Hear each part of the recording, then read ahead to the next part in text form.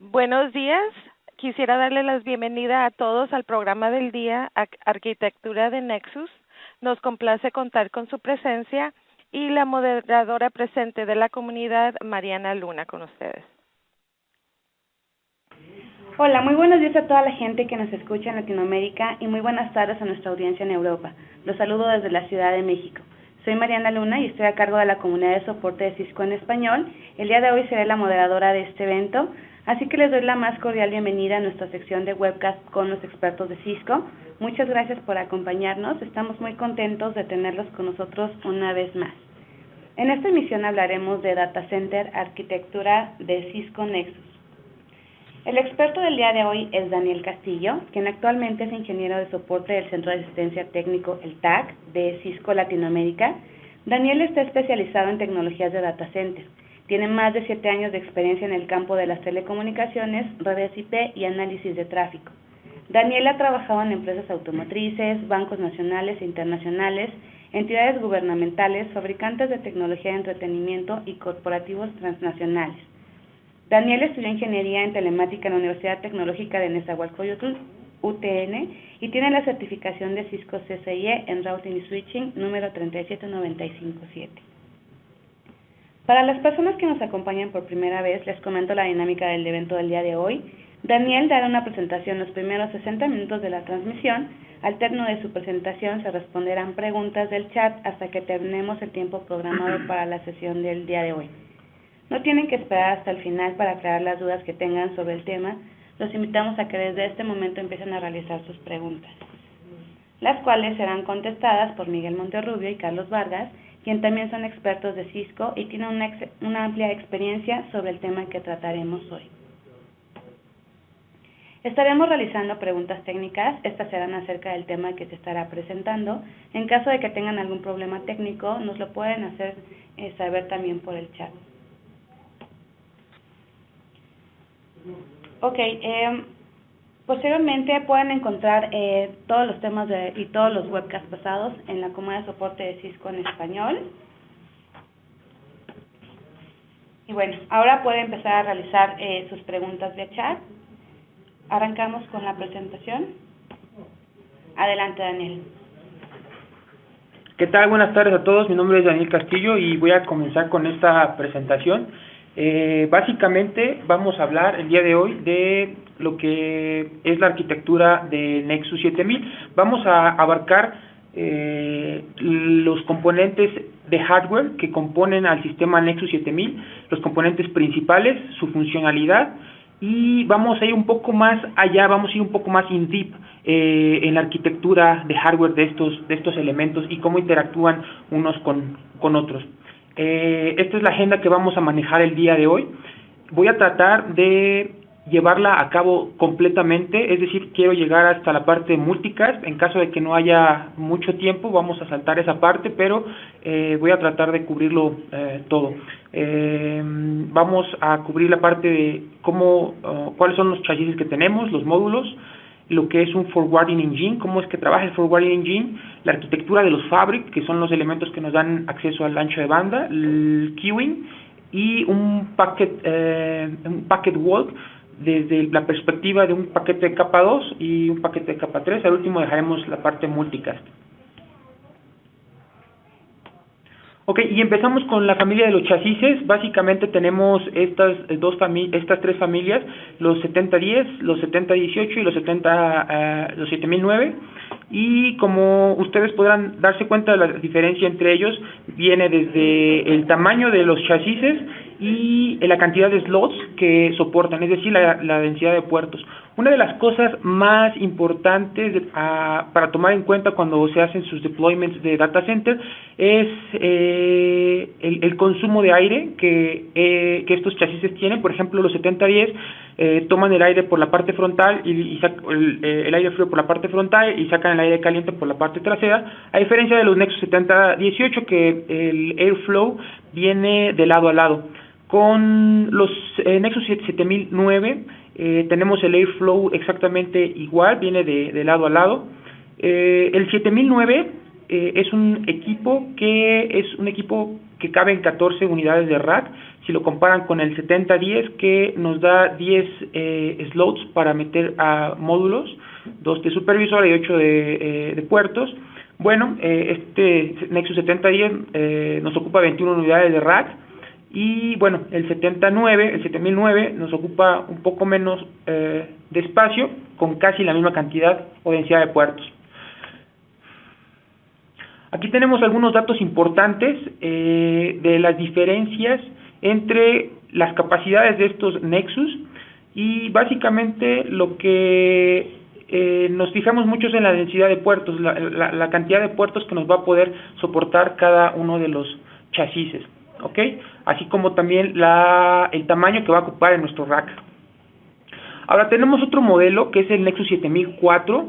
Este modelo es un modelo que no tiene mucho en el mercado. Básicamente tiene solo 4 slots, mantiene la redundancia tanto en supervisoras como en módulos de IOM, y está posicionado, para pequeñas y medianas empresas en donde se quiera seguir teniendo la alta disponibilidad y el gran beneficio de un equipo Nexus Cisco en tu data center, en donde no sea tan grande la carga de trabajo. Este equipo se considera un equipo verde, porque ahorra mucho en la parte de energía, dado que este equipo, si se dan cuenta, bueno, es un equipo pequeño, el cual no tiene fabrics. Entonces, mientras menos elementos de hardware tengamos en un equipo, vamos a consumir menos energía. Es un equipo que se considera 90% rentable en la parte del consumo de energía. Y bueno, una de las características principales es que cuida la inversión del cliente, porque puede soportar los módulos M1, M2, F2, F2E, los cuales vamos a ver posteriormente, ¿ok?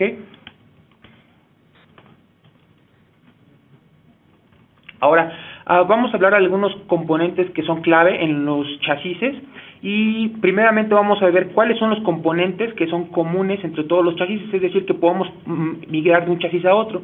Y lo primero son las supervisoras. Podemos utilizar las supervisoras, que vamos a hablar de ellas un poco más adelante. Podemos intercambiarlas entre los chasis sin mayor problema, así como los ION modules y las power supply. Los elementos que son dedicados para cada chasis son los módulos de fabric, así como los ventiladores. Aquí hay algunas especificaciones del Nexus 7004. Igual el airflow viene de lado. Tenemos 2 módulos, como ya lo habíamos comentado, y 2 supervisoras para mantener la redundancia. Algunas otras de las features que tenemos para los chasis son features bastante útiles en la parte de troubleshooting. Por ejemplo, el Blue Beacon LED es un pequeño LED que nos deja identificar el elemento que querramos quitar en su momento. Si nosotros estamos lejanos al data center donde encontramos el Nexus, podemos pedirle a alguna persona que retire el módulo haciendo parpadear ese link, y podemos identificar fácilmente el elemento que querramos troubleshootear. También los LEDs del sistema, que nos dejan saber cuál es el estatus del sistema, y los locking ejectors, que básicamente mantienen un nivel de seguridad con los ION modules, que no nos dejan que por algún accidente los saquemos y dejemos a los usuarios sin servicio. Para la parte de energía y ventilación, aquí les estoy poniendo algunos elementos, algunas power supply. Por ejemplo, esta power supply tiene 2 entradas para mantener la parte de redundancia. Ahorita vamos a ver un poco de redundancia de power supply, cómo es que son, cómo entra en un escenario de alta disponibilidad. Les pongo también ahí el system fan tray, cómo es que está dimensionado, así como el fabric fan tray. Son elementos que son independientes, ¿ok? Ahora, tenemos estos tipos de power supply. Evidentemente cada uno tiene su diferencia. Por ejemplo, el primero tiene un conector hembra, el segundo tiene conector macho, y podemos tenerlos de 2 estilos, de corriente alterna y corriente directa. Aquí lo que les comentaba hace un rato, que Nexus también se considera un switch verde y con una eficiencia del 90% por la reducción de power consumption. Una de las cosas que no me gustaría dejar pasar en esta presentación es el manejo de los ventiladores. Aunque son elementos que pudieran parecer no tan relevantes en el sistema, tienen una relevancia importante, porque si nosotros removemos uno de los ventiladores, el sistema detecta, o bueno, el sistema empieza a generar un contador de 3 minutos, una vez que retiramos, por ejemplo, el ventilador posterior del Nexus. Cuando nosotros retiramos ese ventilador, el Nexus genera un temporizador de 3 minutos y después de ese tiempo va a apagar la mitad de los módulos del Nexus. Lo mismo va a suceder cuando nosotros retiremos los ventiladores de la parte de abajo. Los módulos comenzarán a apagarse después de 3 minutos. La mitad de los módulos de abajo hacia arriba comenzarán a apagar. Ahora, tenemos un sistema de redundancia a nivel de Power Supply con estos Nexus 7000. Tenemos básicamente 3 tipos de redundancia. El primero no lo consideramos redundancia, solamente es un modo combinado de suministrarle energía al Nexus. Sin embargo, los otros 3 sí son métodos de redundancia. El primero, que es el N+1, que nos permite tener hasta un fallo del Power Supply. El segundo método es redundancia de grid, es decir, nosotros podemos conectar un grid o una fuente de alimentación por cada uno de los conectores que tengamos en nuestra fuente redundante, y así tenemos redundancia por parte del grid. Y el tercer elemento de alta disponibilidad o la tercera forma de alta disponibilidad es la combinación de estos dos elementos. Ahora, por aquí tenemos un ejemplo muy rápido de cómo es que tenemos la redundancia cuando se cae un grid o cuando se cae una power supply.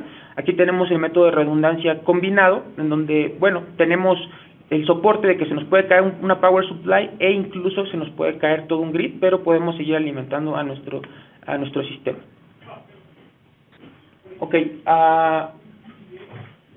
Ok, vamos a realizar la primera pregunta del día de hoy. ¿Cuáles son los componentes principales de un Nexus 7000? Respuesta A, chasis; B, supervisoras; C, line cards; D, fabrics; E, PS y ventiladores.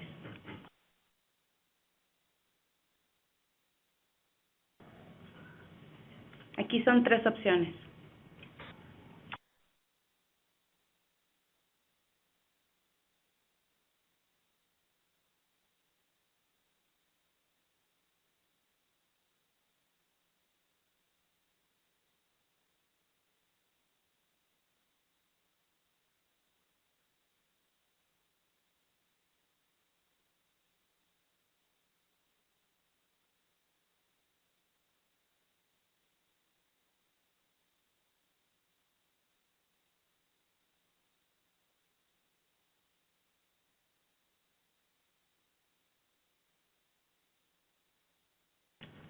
Gracias, vamos a continuar con nuestra agenda. Entonces, vamos a continuar con 2 de los elementos que ustedes probablemente conocen más, que son las supervisoras y los módulos. Y vamos a empezar con la supervisora 1. Estos 4 elementos que estoy subrayando aquí, o los que estoy poniendo en el slide, son los elementos que considero más importantes, o los roles más importantes de una supervisora. Primero que nada, nos da la opción de manejar el control plane y management plane. Va a ser una entidad que nos va a permitir administrar el sistema y proporcionar el servicio de control plane a Nexus 7000. Consta de, bueno, dependiendo del modelo, puede constar de 2 o 4 cores, y dependiendo del modelo también puede variar en la cantidad de memoria RAM que estemos utilizando. El otro elemento que es importante, el segundo elemento, son los puertos periféricos o los puertos por los cuales nosotros nos conectamos a la supervisora. Al final del día, la supervisora la tenemos que ver como el elemento de entrada en nuestro Nexus. Ya sea por red, o por IP, o por un cable de consola, o por nuestro puerto de administración out of band, que es el que voy a subrayar en un momento. Aquí tenemos nuestros puertos de consola, nuestros puertos auxiliares y uno de los puertos que es muy importante, que es el de management, out of band, que tenemos por aquí. Aparte tenemos otro elemento que es el elemento Ethernet CMP, el cual nos permite tener una administración del sistema aun cuando el procesador principal o la supervisora llegue a sufrir alguna falla. Ahorita vamos a ver cómo está compuesto internamente la supervisora, para que vean cómo este elemento es totalmente independiente y podemos seguir trabajando aun cuando la supervisora sufra algún fallo. Esto es muy importante para cuando hacemos root cause analysis o un troubleshooting cuando la supervisora prácticamente está muerta. Otro de los elementos que es muy común o muy importante es la comunicación de la supervisora con los I/O modules. Tenemos un elemento que los comunica a ellos, es un switch integrado dentro del sistema Nexus 7000 que se conoce como EOBC, Ethernet Out of Band Bridge Communication, y básicamente es un switch interno el cual nos va a dejar que el control plane o la supervisora pueda enviarle la información a las tarjetas para programarlas en el sentido de que, bueno, si necesitan hacer si necesitan aplicar una lista de control de acceso o si necesitan hacer algún tipo de actualización en la Forward Information Base, la supervisora hace esta programación a través de esa comunicación EOBC. Y la última de los elementos que son súper importantes en la supervisora es un ASIC, es una pieza de hardware que se especializa en el control o en el acceso del ancho de banda hacia los fabrics, y este ASIC se le conoce como Central Arbitrator. Vamos a hablar de él un poco más adelante, pero básicamente este Central Arbitrator nos va a permitir poder forwardear, o bueno, poder schedulear que un paquete pueda entrar en un puerto de un módulo y pueda salir de un puerto de otro módulo a través del bandwidth de los fabrics, que vamos a ver en un momento más. Aquí tenemos la arquitectura de la supervisora 1. Aquí voy a señalar los elementos importantes de los cuales hablamos hace un momento. Este es el switch EOBC, por el cual nosotros nos comunicamos hacia los módulos para poder hacer la programación de los mismos. Otro elemento importante es el Central Arbitrator, el cual les hablaba hace un momento. Vamos a hablar de él un poco más adelante cuando hagamos el análisis de las Virtual Output Queues y cómo hacemos el acceso del ancho de banda a nivel de hardware. Pero básicamente este Central Arbitrator es un elemento que vive en la supervisora. Y tenemos un fabric interno. Este fabric interno nos va a permitir que la supervisora pueda recibir tráfico tanto de management, tráfico de data plane, por ejemplo, una actualización de OSPF o tráfico con TTL1, que es ese tipo de tráfico que nos llega directamente punteado a la supervisora, va a entrar por este camino, por el ASIC, y al final del día va a entrar por un puerto, por otro ASIC que es un port ASIC, el cual vamos a ver cuál es la función de este port ASIC más adelante. Entra por un replication engine y al final entra a la CPU para poder ser procesado. Ahora tenemos otro tipo de supervisora, que es la supervisora 2. Básicamente son en su funcionalidad la supervisora 1 y supervisora 2 y supervisora 12 tienen las mismas funcionalidades. La única diferencia es la cantidad de capacidad que tienen una con respecto de la otra. Aquí podemos ver que la supervisora 2E tiene 8 GB, soporta hasta 8 GB de RAM, tiene 16 GB de CPU y 32. Me parece que esta está mal, pero ahorita vemos los datos correctos. ¿Qué es lo que nos permite? ¿Qué es lo que nos permite tener una supervisora con mayor capacidad? Bueno, primero que nada nos puede permitir tener más recursos de VDCs, dado que las VDCs consumen recursos tanto de memoria como de procesamiento. Entonces esa es una de las ventajas con las procesadoras supervisoras de segunda generación Enhanced. Y aquí les pongo una pequeña tabla para que vean la diferencia en capacidades y el propósito de cada una de ellas. Ahora, una de las cosas más importantes con la supervisora es proporcionarle un nivel de seguridad. Esto se hace a través de una autoprotección que probablemente ustedes conozcan como Control Plane Policing o Hardware Rate Limiter. Bueno, esto es así y tenemos varios niveles o varios lugares en donde nosotros aplicamos esta protección tanto a la supervisora como al sistema como tal.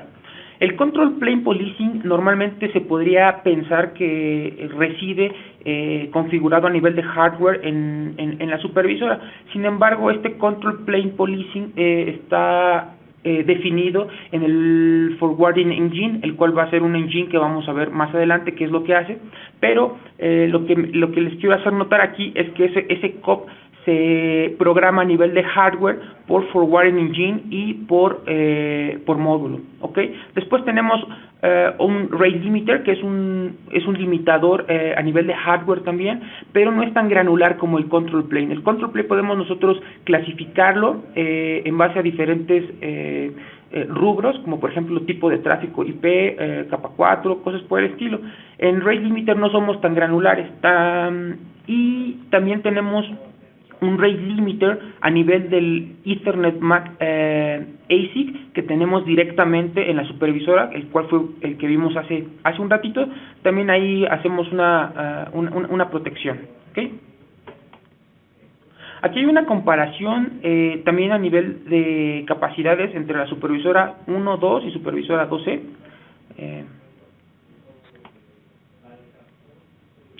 Aquí un dato muy importante, si nos damos cuenta, evidentemente la supervisora 12 tiene mucho más recursos que la supervisora 2.1, y aquí les dejo algunos parámetros de comparación. Por ejemplo, cuando reiniciamos un sistema con una supervisora 1 o con una supervisora 2, el tiempo de diferencia que se tardan y la mejora en el desempeño. Ok. Ahora vamos a pasar con los módulos, y antes de pasar con los módulos, me gustaría explicarles brevemente cómo es que están identificados tanto la identificación a nivel de hardware. Voy a comenzar con la explicación de los módulos y después voy a terminar con la explicación del Fabric, pero básicamente la identificación comienza con esta parte, con el tipo de módulo que nosotros estamos manejando. Después tenemos el tipo de puertos y la velocidad que vamos a manejar. Y lo que es muy importante es este último número, el cual nos va a decir cuál es el tipo de Fabric que nosotros soportamos y la cantidad mayor o número máximo de Fabrics que necesitamos para proporcionar el máximo ancho de banda de este módulo, el cual vamos a ver un poco más adelante cómo es que alojamos ancho de banda a los módulos. Ahora, para la parte de los módulos de los IO Modules, tenemos básicamente a dos familias. Tenemos a la familia de los M y la familia de los F.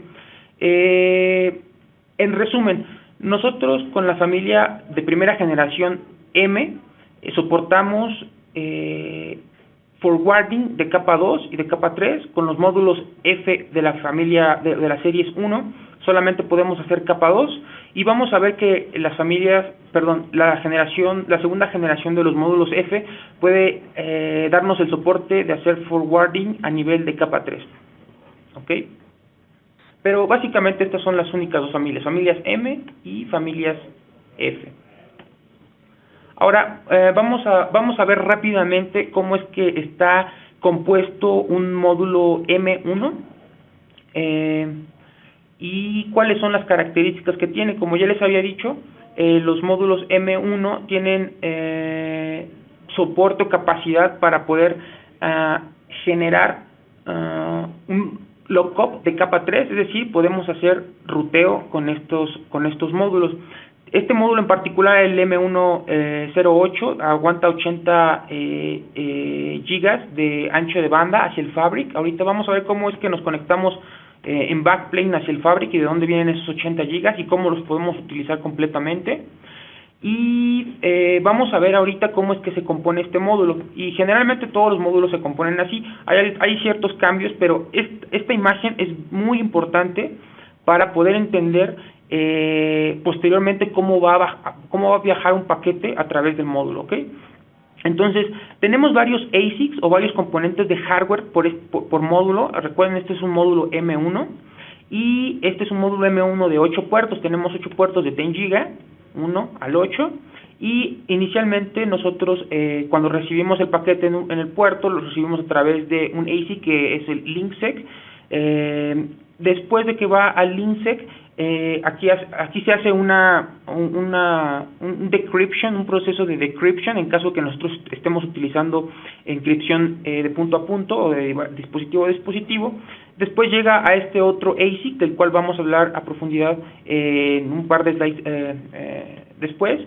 Y tenemos otro ASIC que se llama el Replication Engine. Básicamente este Replication Engine lo que va a hacer es enviarle los paquetitos que vamos a recibir hacia el Forwarding Engine para que haga un lookup de capa 2 o de capa 3 según sea el destino del paquete. Tenemos también otro ASIC que se llama el Virtual Output Queue, que básicamente es un buffer en donde vamos nosotros a almacenar los paquetes que vamos a sacar hacia otro módulo o hacia otro destino, y tenemos un fabric interno en este módulo, ¿ok?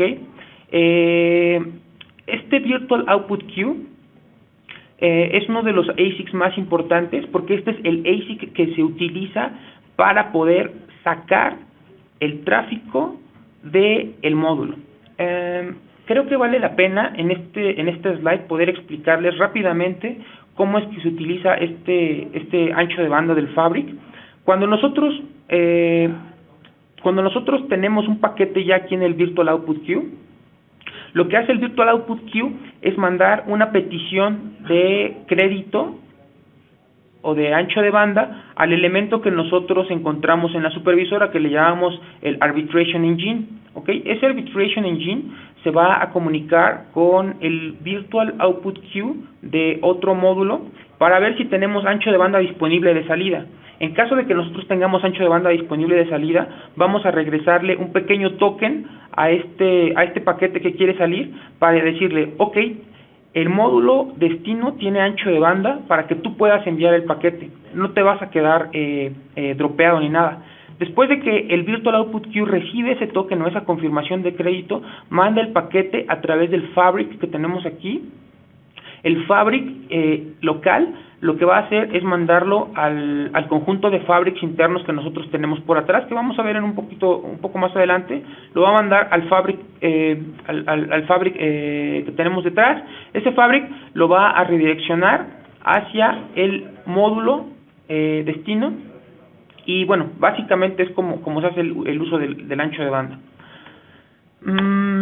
Aquí tenemos los diferentes tipos de módulos M1. Recuerden, lo importante es recordar de los módulos M son que nativamente soportan capa 2 y capa 3, o forwarding de capa 2 y capa 3.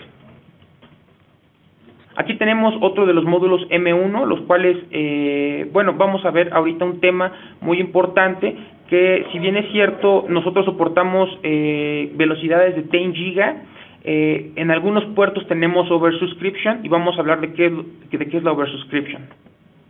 Básicamente, con este módulo en específico, que es el módulo M1 de 32 puertos, nosotros tenemos evidentemente 32 puertos que pueden correr cada uno de ellos a 10 GB o, bueno, solamente a 10 GB.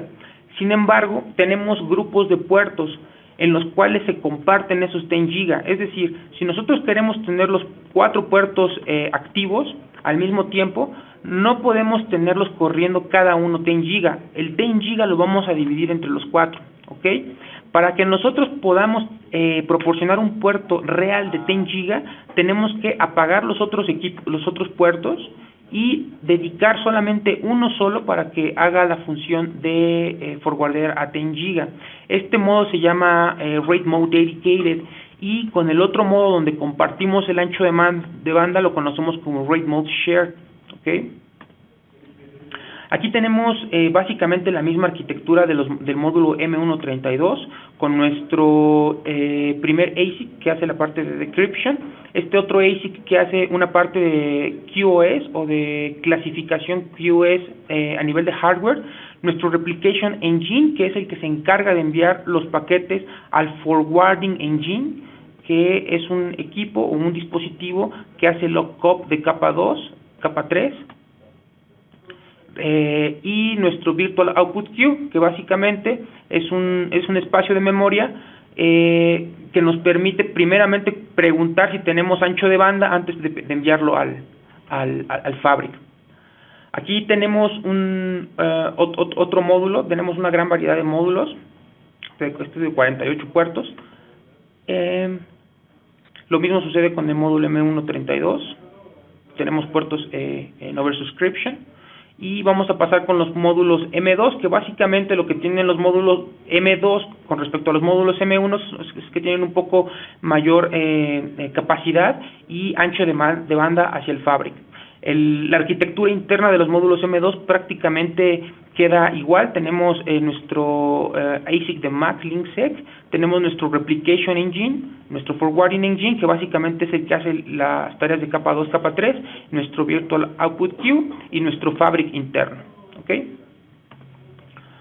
Ahora tenemos, por otro lado, los módulos F, que inicialmente la familia de los F1 no soportaba hacer funciones de capa 3. ¿Y qué me refiero a hacer funciones de capa 3? No podía hacer inter-VLAN routing como tal. Tenemos otros servicios de capa 3 como son listas de control de acceso, que evidentemente son a nivel de capa 3, y clasificación con ACL y Quality of Service. Pero inicialmente estos equipos no soportaban capa 2, eran equipos que se pensaron para tener un desempeño un poco más amplio en cuanto a velocidades velocidad de transferencia con respecto a los módulos M1, y estos tienen features como Enhanced para poder soportar tanto Fabric Path como FCOE. Aquí tenemos algunas de las características de los módulos F1, pero básicamente la diferencia o el gran apunte aquí es que estos equipos soportan Fabric Path, FCOE y no soportan ruteo o inter-VLAN routing. Como ustedes pueden darse cuenta, es la arquitectura interna de este módulo. Está un poco colapsado lo que habíamos visto hace un rato del Forwarding Engine, del Replication Engine, del Virtual Output Queue, del LinkSec. Todos esos ASICs se colapsan en un solo ASIC, se llama Switch on Chip. Y este Switch on Chip ya internamente hace todos esos trabajos que hacía un chip dedicado.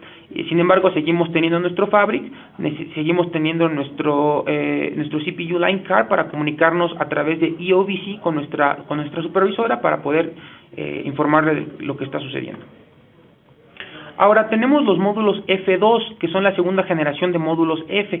La gran noticia con estos módulos F2 básicamente es que nosotros ya podemos hacer inter-VLAN routing, no podemos hacer Layer 2, Layer 3 forwarding, manteniendo los servicios de capa 3, capa 4, como son la clasificación con ACL y QoS, y aparte soportamos la extensión del Fabric a través de Fabric Extenders, los FEX.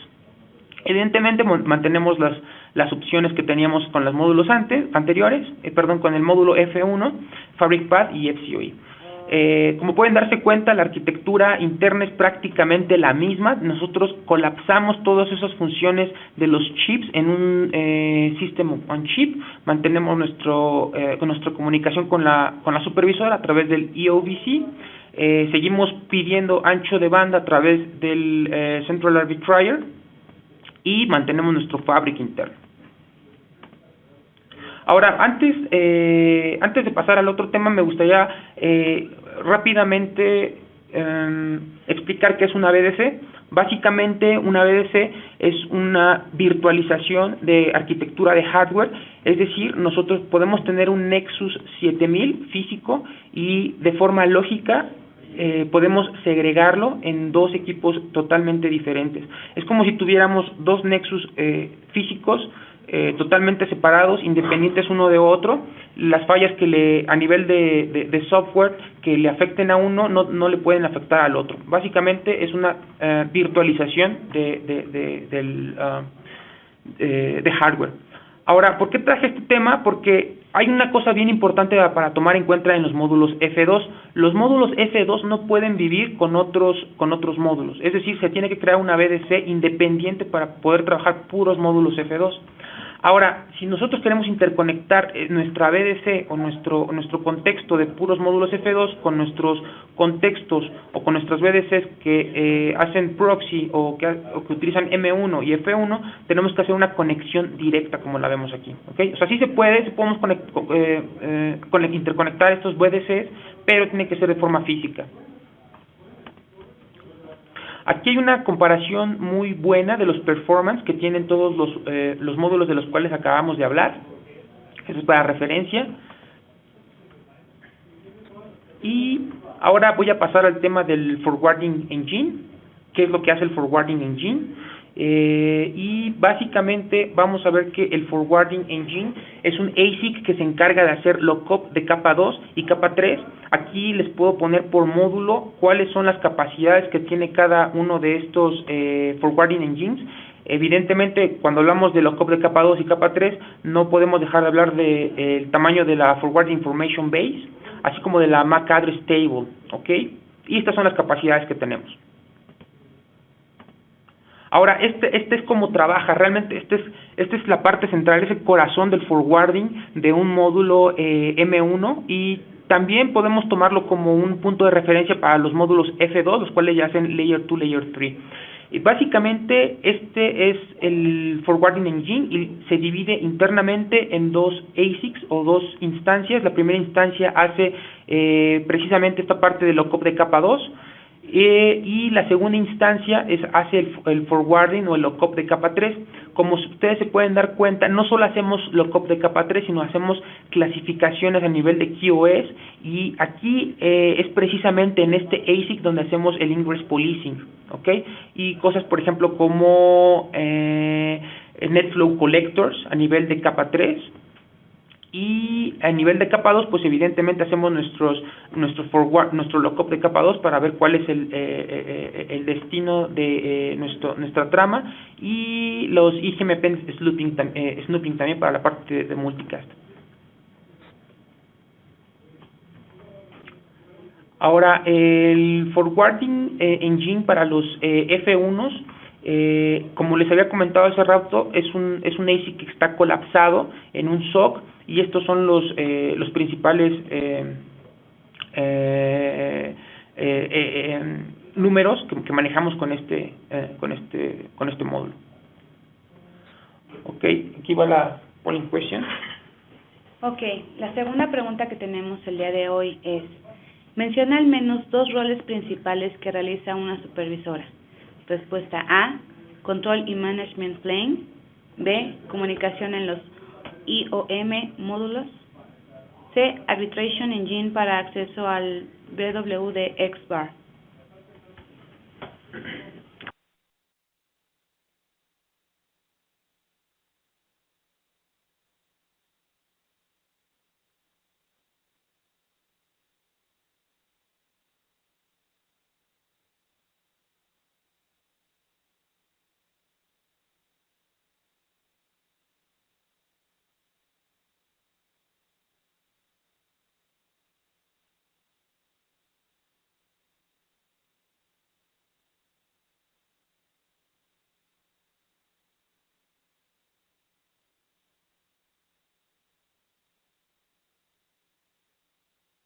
Ok, vamos a continuar con nuestro siguiente tema, que básicamente es Forwarding Engine, el mismo ASIC que hace lookup de capa 2 de capa 3, pero para los módulos F2. Aquí es exactamente lo mismo. Recuerden que en los módulos F2 tenemos estos servicios de ASIC colapsados en los sockets, y básicamente lo más importante en estos equipos es saber que tenemos colapsados estos servicios de capa 2 y capa 3 en un SOC, y los tamaños de cada una de las tablas de capa 2 y de capa 3 que manejamos por módulo. Esta es la arquitectura de un Forwarding Engine de capa 2. Esto ya está colapsado dentro del SoC, aquí lo pueden ver, y hace exactamente lo mismo que hacen los otros ASICs, que no están colapsados, que hacen su función de forma independiente. Sin embargo, pues bueno, todo lo hace de forma interna. Ahora vamos a pasar a uno de los elementos más importantes de nuestro sistema Nexus 7000, que son los Fabric, y vamos a ver qué son los Fabric, para qué nos sirven y cómo es que podemos llenar nuestros Nexus 7000 con los tipos de Fabric que tenemos. Y básicamente tenemos, primero que nada, tenemos dos tipos de Fabric, los Fabric de generación 1 y los Fabric de generación 2. La gran diferencia entre estos dos Fabrics es el ancho de banda que vamos a poder alcanzar con nuestro sistema Nexus. Por ejemplo, el Fabric de generación 1 tiene un backplane de 46 gigabits. Ahorita vamos a ver cómo es que utilizamos esos 46 gigabits para llenar todo el ancho de banda del Nexus 7000, y el Fabric 2 tiene 110 gigas. Ahora, bien, aquí tenemos un Nexus 7010 fully populated, es decir, tenemos las dos supervisoras y los 8 módulos. Este es un Fabric, el cual internamente en el midplane se conecta por dos interfaces de full duplex. Cada una de ellas tiene un camino de 23 gigas, un tray de 23 gigas, sumados haciendo full duplex hacen 46 gigas. Es por eso que decimos que el Fabric de generación 1 proporciona 46 gigas por módulo, ¿ok? Y haciendo la suma nos podemos dar cuenta cuál es el ancho de banda que tiene el backplane para la comunicación entre los módulos. Ahora este es lo mismo, pero para el 7018. Y este es el Fabric de generación 2, que la gran diferencia es que el Fabric con los módulos se va a conectar por traces de 110 gigas, es decir, cada una de 55 gigas. Cada uno de estas rayitas rojas que interconecta con los módulos y los Fabric mide 55 gigas, full duplex 110. Y bueno, básicamente en este punto de la utilización del Fabric, ya lo platicamos hace un momento, es básicamente cómo hacemos el uso del ancho de banda en un esquema que se llama multistage crossbar. Son 3 pasos básicamente de cómo consumimos el ancho de banda en un Nexus 7000. El primer stage empieza en el Fabric que vive dentro del módulo. El segundo stage está en el Fabric en el módulo del Fabric que se conecta al Nexus 7000, y el tercer stage está en el Fabric local del módulo destino. Básicamente, cuando el paquete llega, pues haciendo todo el lookup y todo lo que vimos con los ASICs, bueno, al final del día llega al Fabric, tiene acceso al ancho de banda. Este es el primer punto. El segundo punto, bueno, viene y consume el Fabric, el ancho de banda de backplane, y después el paquete lo redirecciona a través de ese ancho de banda al otro Fabric o al Fabric destino. Estos son los 3 pasos para el consumo del ancho de banda. Ahora, este slide es muy importante y es bastante gráfica con respecto al ancho de banda que nosotros podemos proporcionar tanto por módulo como por Fabric. Por ejemplo, aquí tenemos 3 módulos en este chasis. Tenemos módulos F2, F1 y M1. Cada uno de estos módulos evidentemente tiene un ancho de banda diferente uno de otro, evidentemente. Y nosotros, si tenemos un Fabric conectado solamente, nosotros podemos tener solamente un Fabric en el Nexus 7000, ¿ok? Si nosotros tenemos solamente un Fabric, vamos a proporcionarle 46 gigas de ancho de banda a cada uno de los módulos, lo cual nos va a dejar con poco ancho de banda, porque por ejemplo este módulo acepta 480, este otro módulo pues acepta 230, entonces no lo llenamos completamente. ¿Cómo lo llenamos completamente? Cuando nosotros metemos 5 Fabrics. Cuando tenemos 5 Fabrics, pues evidentemente tenemos más ancho de banda, porque tenemos más vías de comunicación, y podemos llegar a tener hasta 230 gigabits de ancho de banda de backplane. Ahora, ¿qué sucede con los módulos Fabric 2? Evidentemente sabemos que tenemos más ancho de banda, tenemos LANes de 110 gigabits y podemos alcanzar hasta 500 gigabits de ancho de banda. Pero aquí el truco, y es mucho, esto puede llegar a tener un poco de confusión. Cuando nosotros utilizamos un módulo de puertos que solamente es un módulo que soporta 46 gigas hacia el backplane, nosotros con un módulo de Fabric 2 no vamos a proporcionarle los 110, es decir, el módulo de Fabric 2 se va a ajustar al mínimo ancho de banda que te esté reportando el módulo, ¿ok? Esto es muy importante. Nosotros podemos proporcionar los 110 gigabits a módulos de segunda generación que nos aguanten ese ancho de banda, pero para módulos de primera generación, pues evidentemente los vamos a bajar a su ancho de banda, ¿ok? Para completar los 500 gigabits de backplane necesitamos los 5 Fabric.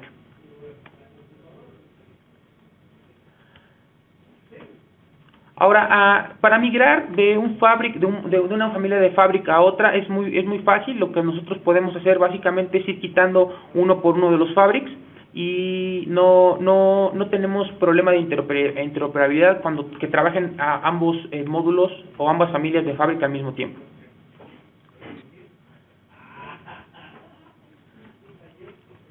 Ahora, vamos a hablar un poco más acerca del módulo del queuing que maneja el Nexus 7000.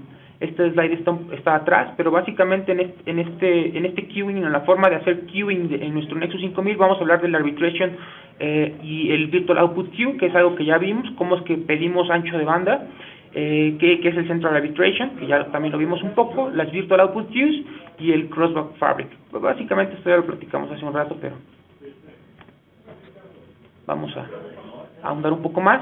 Tenemos tres elementos importantes en la parte de queuing o en la parte de buffering.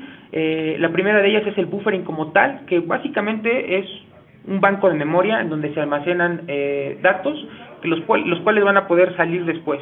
El queuing, a diferencia, es una forma, es una segregación dentro del buffering que nos va a permitir diferenciar paquetes. Es en donde nosotros hacemos la clasificación a nivel de QoS. El queuing es lo que nos segrega ciertos paquetes de otros en base a algún parámetro como IP o cualquiera de esas cosas.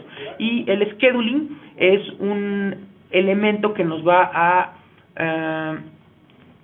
a permitir sacar esos paquetes de las queues. Es la forma en la que los vamos a sacar, es cómo los vamos a priorizar para poder sacarlos.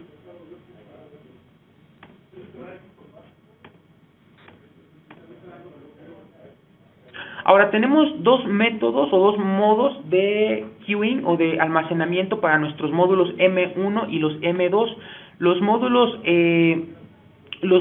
M1 soportan queuing o buffering tanto de entrada como de salida, y ahorita vamos a ver cómo es que funciona este buffering de entrada, que básicamente ya lo vimos, es el Virtual Output Queue, donde se almacenan los paquetes antes de ser enviados para consumir ancho de banda, y los queues de egreso, o sea, los queues que tenemos en nuestros puertos de outgoing, en donde podemos almacenar paquetes antes de poder entregarlos al cliente. Ahora, este método combinado es soportado solamente por los módulos M. Los módulos F1 y F2 solamente soportan Virtual Output Queue, es decir, buffering en la entrada. Aquí un pequeño esquema de cómo hacemos en la parte del buffering en los Virtual Output Queues, que es exactamente ingress buffer, es aquí tenemos nuestro Virtual Output Queue, que es donde almacenamos el paquetito antes de sacarlo al otro módulo. Recuerden, pedimos crédito al Arbitration Engine, el Arbitration Engine nos dice que sí, lo mandamos al Fabric y lo mandamos al destino. Voy a saltar esta slide y nos vamos a enfocar ahora en el forwarding de capa 2 y el forwarding de capa 3. Estos es de los temas más importantes, porque después de estos temas, en próximos webcasts o en troubleshooting un poco más avanzado, ustedes van a poder darse cuenta de los elementos y las herramientas que tenemos para hacer troubleshooting ya fuerte, ya troubleshooting serio a nivel de capa 2 y a nivel de capa 3 en el forwarding de cada una de estas rubros. Entonces, el proceso de forwardeo de capa 2 pues es tan básico como el que ya ustedes deben de conocer en un switch normal. Tomamos un frame, tomamos el destination de ese frame, lo comparamos con nuestra lookup table y definimos una index de salida. Básicamente es eso, tomamos el frame, vemos quién es el destino y vemos por cuál interfase de salida lo podemos enviar. Y aquí en este esquema hay un flujo de paquete, o sea, un flujo de trama de capa 2 en un módulo M1. Lo hice en un módulo M1 para que fuera más representativo de cómo pasa ASIC por ASIC, para que ustedes puedan ver en qué parte pues, se puede hacer troubleshooting y cómo es que nosotros enviamos un paquete de un módulo a otro. Este es el módulo 1, este es el módulo 2, este es el puerto 1.1 donde entra la trama de capa 2 y este es el destino, ¿ok? El paquete entra aquí, si ustedes ven está dividido en dos partes. La primera parte es el header donde viene el IP source, IP destination, capa 2 source, capa 2 destination y el payload, que es esta parte verde más oscura. Okay, entra en la primera instancia donde tenemos al linksec, pues si hacemos encripción o desencripción, ahí terminamos ese proceso. Después lo hacemos pasar por nuestra ASIC MAC, en donde hacemos el Ingress Port QoS, la clasificación. Después de hacer esta clasificación de QoS, pasamos la trama a nuestro Replication Engine, que básicamente el Replication Engine lo que hace es quitar este payload y solamente enviar el header. Esta información la mandamos al Forwarding Engine. Recuerden, nuestro Forwarding Engine es nuestro corazón de capa 2, capa 3, lookup, ¿ok? Lo mandamos solamente ese header para pedirle al Forwarding Engine que nos envíe quién es el destino o el indicador del puerto destino hacia donde nosotros tenemos que enviar ese paquete. Cuando el Layer 2 hace ese lookup, envía el paquete de regreso, así como en OneArm, o sea, lo regresa por ahí mismo, regresa el resultado de esa consulta de index. El Replication Engine ahora puede enviar el paquetito al buffer de Output Queue, el Virtual Output Queue. El Virtual Output Queue después lo que dice es, ok, voy a ver si el módulo destino tiene ancho de banda. Primero voy a consultar a la supervisora a través del Central Arbitrator. El Central Arbitrator va a decir, ok, el módulo destino tiene ancho de banda para que puedas sacar el paquete. Te voy a mandar un tokencito. Le envía el token al Virtual Output Queue. El Virtual Output Queue lo libera, lo saca hacia el Fabric, que es el primer stage del Cross Fabric, y de ahí lo mandamos al Fabric central. ¿Okay? El Fabric central lo va a redireccionar al Fabric local de nuestro módulo destino. El Fabric lo va a enviar al Virtual Output Queue local. El Virtual Output Queue le va a decir al Central Arbitrator, oye, ¿qué crees? Ya recibí el paquete, ya podemos liberar este ancho de banda. Alguien más puede enviarme un paquete porque ya no estoy sirviendo ese paquetito. El paquete, ya que está en este buffer, recuerden, este es un buffer Virtual Output Queue, lo manda al Replication Engine. Y como ya se hizo el lookup de capa 2, lo sacamos directamente a nuestra ASIC MAC y a nuestro linksec de destino. ¿Ok? Ahora, el forwarding de capa 2 en un módulo F1, F2 es exactamente el mismo, solo que todos esos pasos que les he dado se colapsan en el SOC. ¿Ok?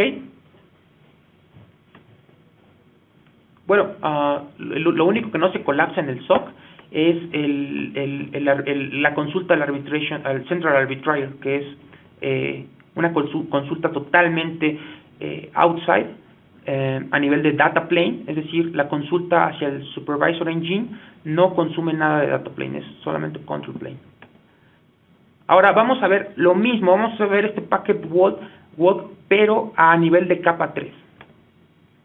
Y evidentemente para hacer IP forwarding necesitamos otros elementos para poder hacer el lookup. No hacemos uso de capa 2, hacemos uso evidentemente de capa 3, IP destino básicamente.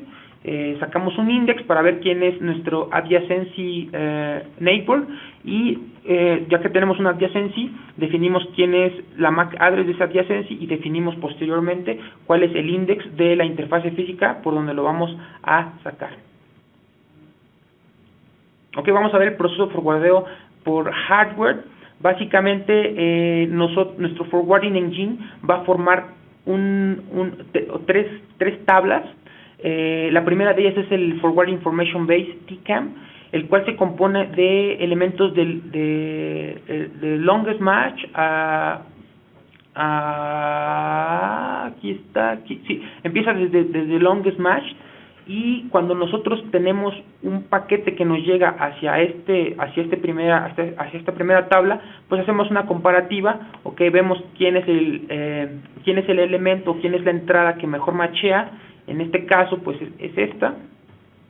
Esta entrada lo que nos va a sacar es un index, el cual está almacenado en otro de las columnas importantes del forwarding engine, que es un index y un número de next hop.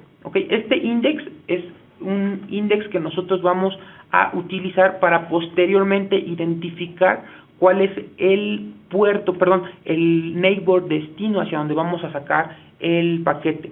Este index nos indica que tenemos, por ejemplo, en este caso tenemos 4 destinos posibles. Probablemente estamos utilizando por ahí algún protocolo de enrutamiento o rutas estáticas con el mismo costo, pero al final del día tenemos 4 posibles caminos de igual costo, los cuales podemos utilizar. ¿Cómo es que nosotros seleccionamos uno u otro? Bueno, hacemos un proceso de hashing o de load sharing a través de un hashing. Evidentemente, con este index es el que tomamos este index como input para hacer esta computación de módulo, y este resultado nos va a dar otro index que nos va a decir a cuál de los adjacency neighbors vamos a enviar el paquete.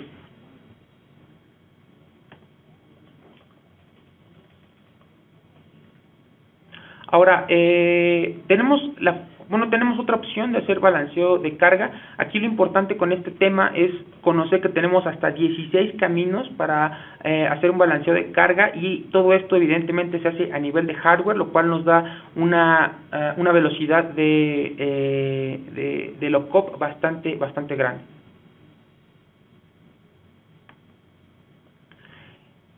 Este es el flujo al cual me gustaría llegar. Igual lo hago en el módulo M1 para que ustedes puedan ver cada uno de los ASICs que se utilizan para hacer este packet walk.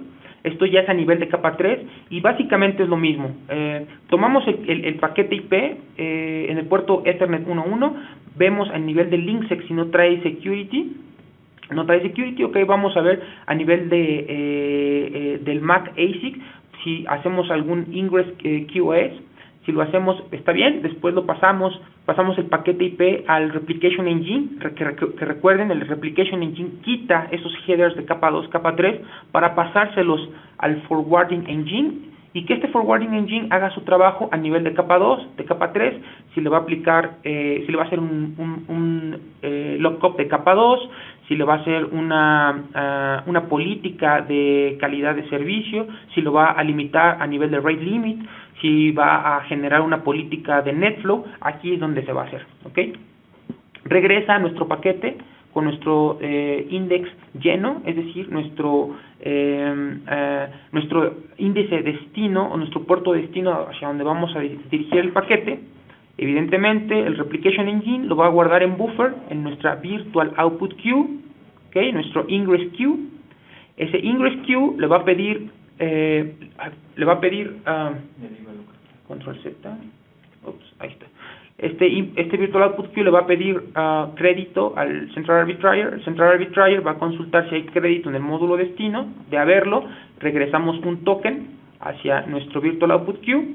El Virtual Output Queue sacará el paquete a través del ASIC Fabric, del ASIC Fabric local, lo mandamos al ASIC Fabric de backplane. De ahí el paquete viaja hacia el Fabric local destino, del módulo destino, lo bajamos hacia el Virtual Output Queue nuevamente. El Virtual Output Queue libera nuevamente esa disponibilidad de ancho de banda y bajamos el paquetito nuevamente a nuestro Replication Engine, y aquí la diferencia es que el Replication Engine va a enviar nuevamente el paquete de capa 3 para hacerle un Forwarding Engine o un lookup a nivel de capa 3. Por ejemplo, nosotros podemos aplicar ahí un ejemplo de qué se puede hacer ahí en ese envío de Replication Engine en destino, es por ejemplo a Flow Control, perdón, a NetFlow de destino. Ya que hacemos eso y lo validamos, ese lookup de capa 2, capa 3, hacemos lo mismo, lo mandamos al MAC para ver si no tiene egress port QoS y después lo sacamos hacia el puerto destino. El flujo de paquete de capa 3 en un módulo F2 es exactamente el mismo, solo que lo hacemos en SOC. La consulta al Central Arbitrator se hace de manera independiente, como ya lo habíamos visto. Y aquí llegamos a nuestra polling question 3. Gracias. Aquí la tercera pregunta. Menciona al menos 2 diferencias entre los módulos M1 y F1. Respuesta A. M1 soporta L2, diagonal L3.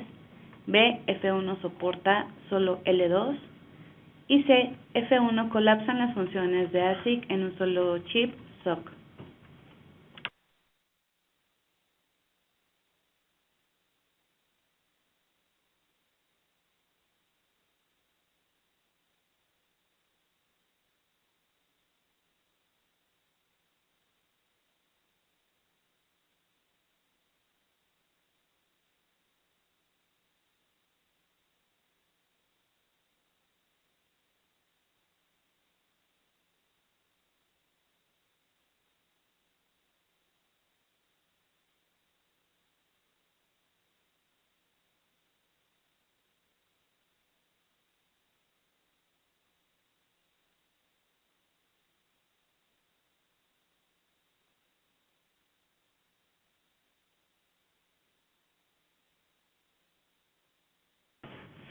Ok, muchas gracias. Vamos a continuar.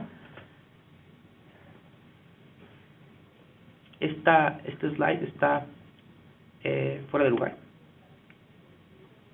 De hecho, estos slides están...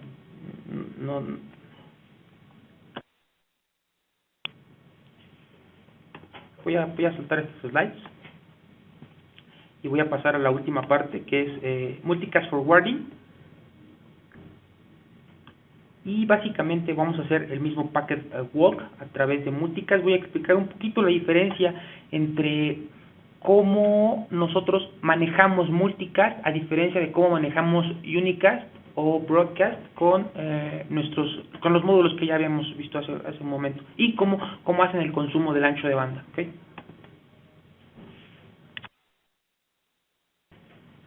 Ok, básicamente el tráfico multicast necesita generar su propia tabla de forwarding engine, justo como lo vimos como hacíamos nuestra tabla para unicast forwarding. Sin embargo, va a ser un poco diferente la información, evidentemente, porque nosotros en multicast utilizamos diferentes mecanismos para forwardeo. Hay mecanismos de seguridad como el RPF check. Si ustedes han trabajado con multicast, recordarán que es una feature de security para prevenir loops de capa 3 en multicast, y estos y otros elementos son los que se toman en cuenta para hacer el forwarding en esta tabla. ¿Okay?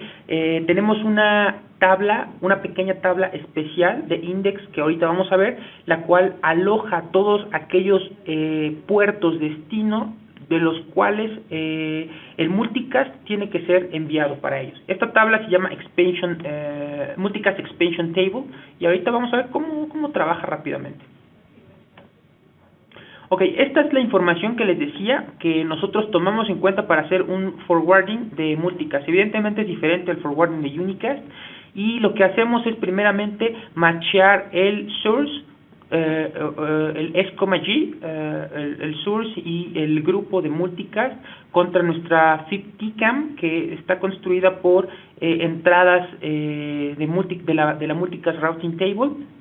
Una vez que nosotros matcheamos este S,G contra nuestra TCAM de multicast, nosotros vamos a sacar o se va a crear un Forwarding Information Base a nivel de DRAM, el cual va a alojar básicamente dos elementos importantes. Primero que nada, que pase el RPF, ¿ok? Es el elemento que ya les había hecho hace un ratito, y después vamos a ver quién es el Adjacency Index, es decir, aquí se va a generar un pequeño index con la información o un index que machea con el siguiente salto o digamos que la siguiente instancia o la siguiente tabla para poder definir cuáles son los puertos que ocupan el multicast. Cuando nosotros definimos ese index, bueno, decimos que que tenemos un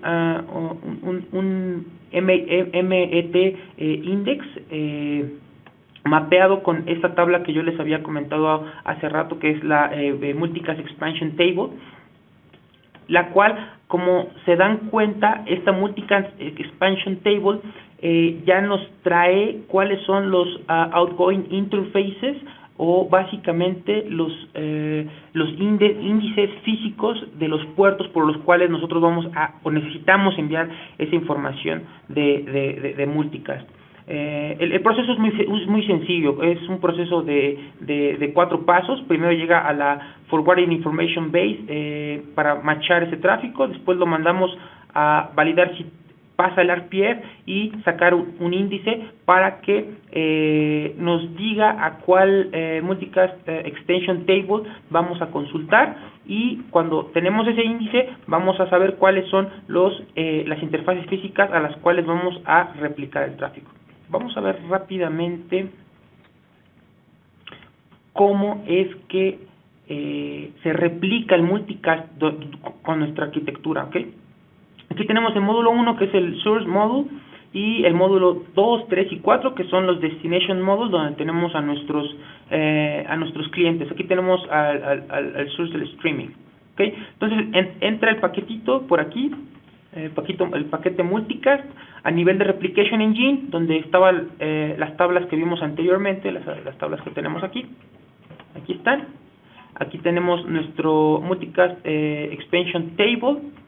Cuando nosotros definimos cuáles son las interfaces por las cuales vamos a enviar el paquete, hacemos una replicación aquí mismo en el Replication Engine, creamos un paquete o un stream multicast, y por ejemplo en este caso tenemos nuestro outgoing interface en el mismo módulo. Bueno, creamos una réplica para ese equipo, pero si nosotros también tenemos destinos en otros módulos, lo que va a hacer aquí el Replication Engine es enviar una sola copia al ASIC de ese stream, y de esta forma no vamos a consumir tanto ancho de banda en el ASIC central. Es decir, el ASIC del módulo va a generar una sola réplica que va a enviar al ASIC central. El ASIC central se va a encargar de replicar ese frame hacia los módulos de destino.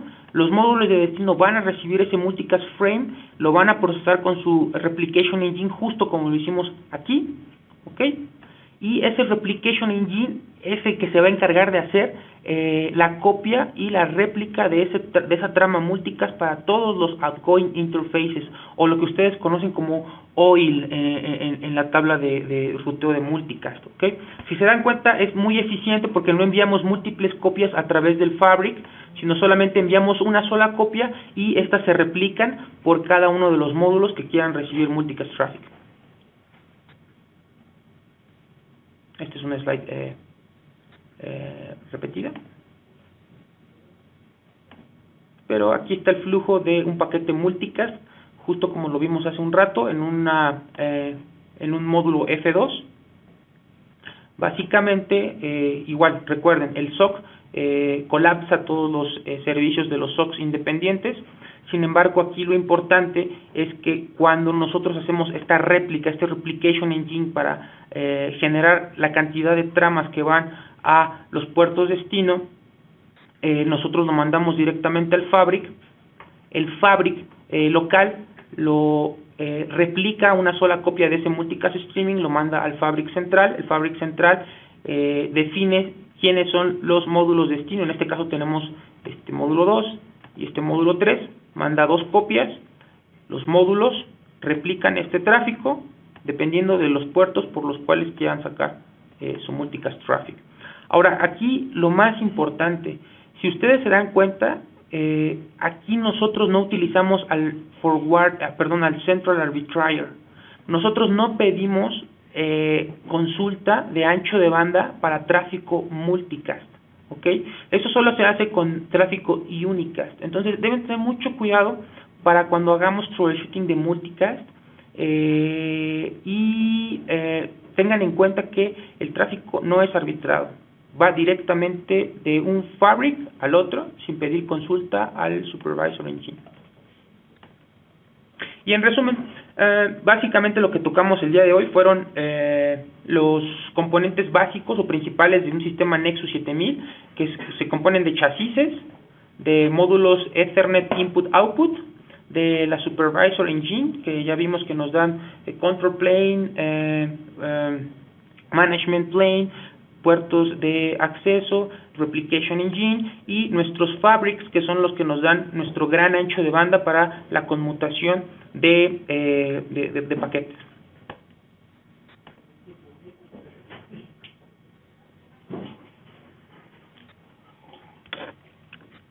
Perfecto, gracias Daniel. Ahora vamos a continuar con las preguntas que se hicieron durante la presentación. Ok.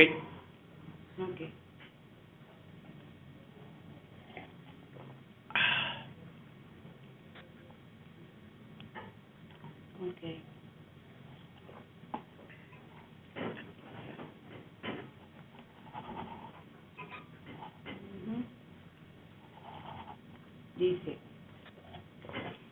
los Nexus 7000 soportan VACL procesados en TCAM hardware, como lo hacen los C6500. Sí. Precisamente esta característica es una de las características de los módulos M1, M2, los cuales ya tienen ese engine del cual hablamos. Déjenme echar un poco para atrás para que vean exactamente dónde se hace esto. Qué bueno que tengo aquí aquí. Ese ACL que tú comentas a nivel de hardware de capa 3 se hace en esta parte del Forwarding Engine. Sí es soportado en módulos M1, M2 y F2, los cuales ya traen este Forwarding Engine y lookup a nivel de capa 3.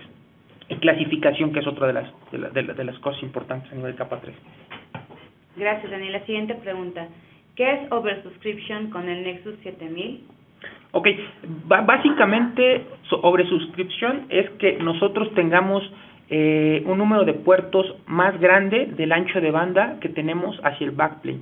Es decir, nosotros podemos tener 80, por decir un número, 80 gigas de backplane de un módulo hacia el fabric, pero podemos tener 32 puertos. Entonces, 32 puertos tienen que caber en 80 gigas con puertos de 10 gigas. Lo que hacemos es dividir solamente el ancho de banda entre los puertos.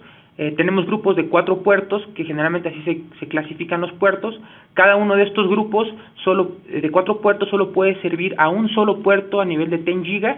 Y básicamente eso es la oversuscripción. Solamente un grupo de puertos va a poder compartir el ancho de banda de 10 giga que se ofrece a nivel de backplane. Ok. Siguiente pregunta. ¿Puedo colocar algún módulo para virtualizar como el módulo BSM? No, hasta el momento no se tiene esa feature. Es una muy buena pregunta. Por el momento solamente el Nexus 7000 es un equipo que soporta módulos IOM y supervisoras. Gracias, Dani. Siguiente pregunta. ¿Con un módulo M es suficiente para ofrecer servicios de capa 3 y proxy layer 3 en distintos módulos TC? Sí, correcto. Es un buen punto el que tocan. Como ustedes saben, los módulos F1 no soportan capa 2, sin embargo, lo que podemos hacer es una feature que se llama Layer 3 Proxy, lo cual le deja esa tarea de hacer el lookup de Layer 2, Layer 3 al Forwarding Engine de un módulo. Sin embargo, esos dos módulos deben de estar en el mismo contexto, pero sí se puede. Gracias, Dani. Si cada BDC hace uso de la interfaz MGMT0, ¿es posible comunicar un BDC con otro usando dicha interfaz? No, no se puede. Ok. Siguiente pregunta. ¿Cuáles son las mejoras entre el Fabric 1 y el Fabric 2? Ok, básicamente es el ancho de banda, porque los Fabric no cambian en nada. La única función del Fabric es hacer un cross connection entre los módulos y proporcionar ancho de banda. La única diferencia es la capacidad en cuanto a las conexiones entre los módulos en backplane o la comunicación de backplane entre los módulos y el Fabric. Ok. ¿Se requiere un cable que interconecte dos BDCs para que exista comunicación entre los contextos? Sí, sí. De otra forma, como les había dicho, los BDC son entidades totalmente segregadas una de otra a nivel de data plane, de control plane y de management plane. Ok. ¿Cuál es la mejor recomendación de uso de energía en el Nexus 7000? Depende de las depende de las necesidades que tú tengas. Creo que no entiendo muy bien la pregunta, pero una de las mejores prácticas para tomar en cuenta en la parte de alimentación es que tengamos un voltaje totalmente regulado, y lo que más se recomienda es tener al menos dos fuentes de energía totalmente independientes una de otra para tener esta alta disponibilidad que les había comentado hace un rato, que es el N+1 o redundancia a través de grid, o la combinación de estas dos. Perfecto. La siguiente pregunta. ¿Cuál es la capacidad máxima de BDCs dentro del Nexus 7000 usando SUB2E? Me parece que son 8 EDCs, sí. Ok. ¿Cuál es la función del BDC admin? Ese es un BDC que se ocupa para poder, baja redundancia, para poder administrar la configuración de los demás BDCs. Es muy importante recalcar que hay ciertas features o ciertos tools y configuraciones, tools de troubleshooting y configuraciones que solamente pueden ser hechas en el BDC de administración. Ok. Creo que ya quedó. Hemos terminado con las preguntas.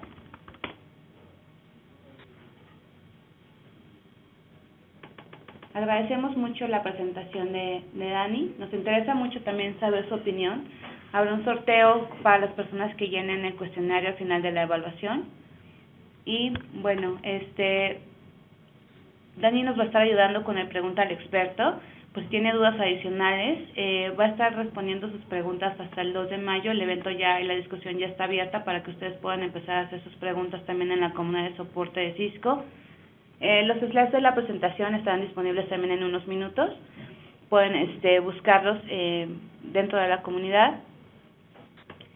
Nuestro siguiente webcast en español lo va a dar Itzcoatl Espinosa el próximo martes 20 de mayo a la misma hora. Va a ser de Get VPN, configuración y mejores prácticas. No se olviden que tenemos un nuevo look para nuestras comunidades. Lo invitamos a que inicie sesión en nuestra nueva comunidad y empiece a compartir su conocimiento técnico con nosotros.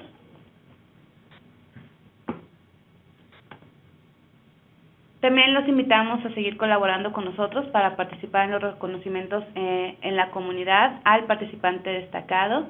Aquí se otorgan a miembros que demuestran liderazgo y colaboración en nuestras comunidades y bueno, que nos ayudan también a posicionar nuestra comunidad como el destino número 1 para las personas interesadas en la tecnología de Cisco.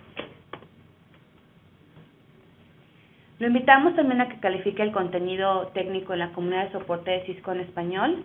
Puede calificar discusiones, documentos, blogs y videos con las estrellitas. También lo invitamos a que cierre las preguntas. Si usted considera que su pregunta ha sido contestada, lo invitamos a que le dé calificación a este contenido. De igual manera, lo invitamos a que descargue la aplicación móvil. Aquí, bueno, para que pueda usted tener al alcance de su mano toda la información de la comunidad de soporte de Cisco en español y en cualquier otro idioma. También le invitamos a colaborar con nuestras redes sociales en Facebook, en Twitter,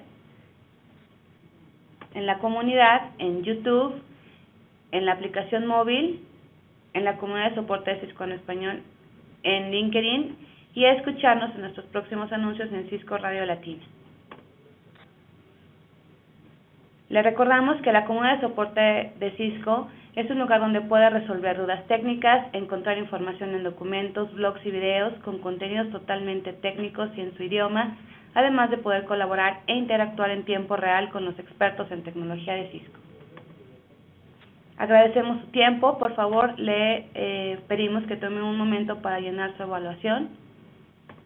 Que tenga un excelente día y nos estaremos escuchando en la siguiente emisión de Webcast con los expertos. Hasta luego. Adiós.